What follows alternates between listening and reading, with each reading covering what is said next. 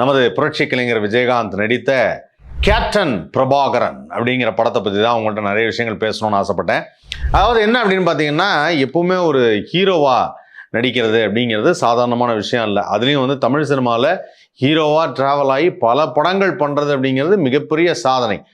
ஏன்னா நிறைய போட்டி இருந்தது, நிறைய கேரக்டர்ஸ் இருந்தாங்க, நிறைய நடிகர்கள், அற்புதமான கேஸ்டிங், இந்த மாதிரி ஏகப்பட்ட விஷயம் இருந்தது. அந்த மாதிரி டைமில் வந்து ஒரு 1980களில் அப்படி ஆரம்பிச்சு 90லாம் வந்து பார்க்கும்போது பார்த்தீங்கன்னா எல்லாம் வந்து ஒரு மாபெரும் உச்சத்தில். இந்த பக்கம் சூப்பர் ஸ்டார் ரஜினிகாந்த் ஒரு உச்சத்தில், இந்த பக்கம் உலகநாயகன் கமலஹாசன் ஒரு உச்சத்தில், அப்புறம் கார்த்திக் இருந்தார், அதுக்கப்புறம் வந்து நமது பிரபு சார் இருந்தார், சத்யராஜ் சார் இருந்தார். இது மாதிரி ஏகப்பட்ட ஹீரோஸ், நிறைய கதைக்களங்கள், ஏகப்பட்ட ரைட்டர்ஸ், இப்படிலாம் இருந்த காலகட்டத்தில் தான் வந்து நமது புரட்சி கலைஞர் விஜயகாந்த் அவர்கள் தனக்குன்னு ஒரு தனி இடத்தை பிடிச்சார்.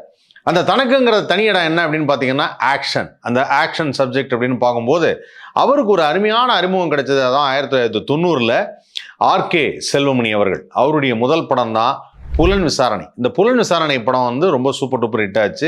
கிட்டத்தட்ட பொங்கலுக்கு ரிலீஸ் ஆன அந்த ஒரு படம்.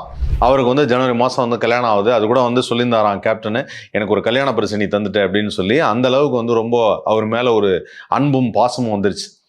அந்த வகையில் என்ன பண்ணியிருக்காரு அப்படின்னா, கிட்டத்தட்ட வந்து படங்கள் பண்ணிகிட்டே இருக்கும்பொழுது 1991 ஏப்ரல் மாதம் வந்து இந்த படம் ரிலீஸ் ஆகுது. அதுதான் கேப்டன் பிரபாகரன். கேப்டன் பிரபாகரனில் என்னோட ஸ்பெஷல் என்ன அப்படின்னு பார்த்தீங்கன்னா, நமது புரட்சி கலைஞர் விஜயகாந்தருடைய 100வது திரைப்படம்.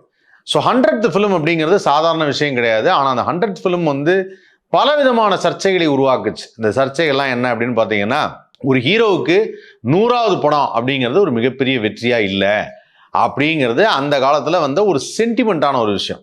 அந்த சென்டிமெண்ட்டான விஷயத்தை இப்போ பிரேக் பண்ணணும். ஐயோ 100வது படம் வேறு மிகப்பெரிய வெற்றி இல்லையே, என்ன பண்ணுறது, அது ஒரு விஷயம் இருக்குது. அதுக்காக 100 தாண்டி தான் போயாகணும். ஆனால் 100வது படம் கொடுத்தாகணும்.